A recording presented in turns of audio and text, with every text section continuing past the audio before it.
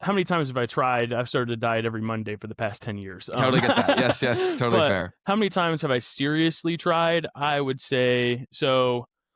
Probably 4. This is probably my 4th, like, serious attempt that's more prolonged, and that's over years. My first one was, like, 8th grade, and then once in high school, and once, about 2 years ago in college. Okay. And then now it's this time.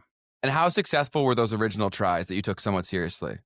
So my first one in middle school was pretty successful. So Okay. the reasons I did it were the wrong reasons, though. I actually got down to the weight that was my goal weight at the time.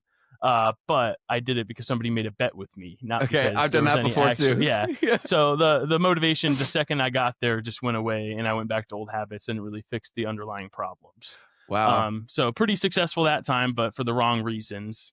that's a The really good second point. time was pretty similar. I don't even want to say not, I did keto in 8th grade for that as well. And then the second time was in high school. I was doing better.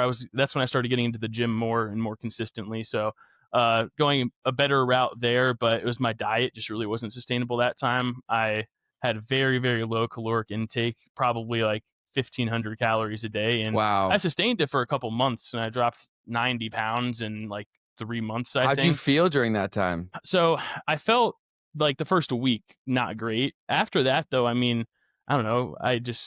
Got I used guess to it's it. because I have a lot of fat in my body that my body started using that, but I didn't really Wow. feel terrible outside of that.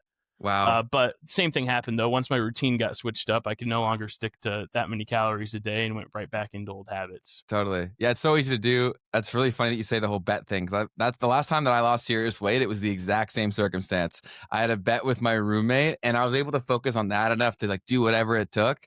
But then as soon as that was over, I put on the weight right Yep. after. So it's really, really good point. I think a lot of people they never come to that realization of, okay, yes, this worked, but it's not. It didn't actually work because it's not sustainable. And the whole point of making these changes is to make forever changes, right? So, Exactly. so how did you come to that realization yourself? And then what have you done differently this time to make it more sustainable? So I would say I actually came to that realization about 2 years ago when I started trying to lose weight more seriously, where it's just like, okay, I need to track calories. I need to build these good habits.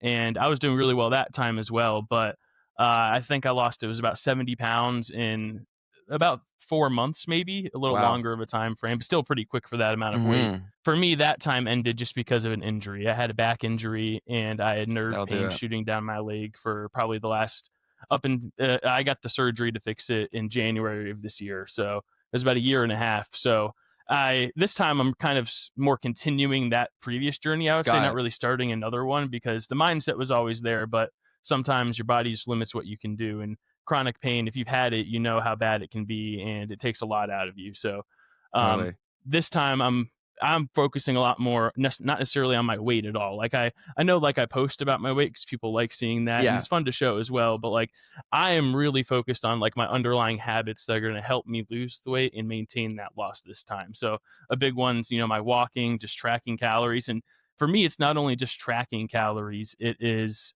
um, getting a system in place where I don't always have to track. And if I do go out with friends, I still have flexibility to eat out. And I don't like put myself into a box of, okay, I'm always eating this food. I'm not going out with Mm, friends, not eating. Cause that's what I learned from my last attempt about 2 years ago was like, I was super focused. I was bringing food everywhere. I wasn't eating out with friends. And I just know in the long term, that's not sustainable. So I'm really focusing on just like sustainable, good habits that I can maintain not only during the weight loss but after, since it really is a lifestyle change. I'm trying to be done with the old me and make a new me.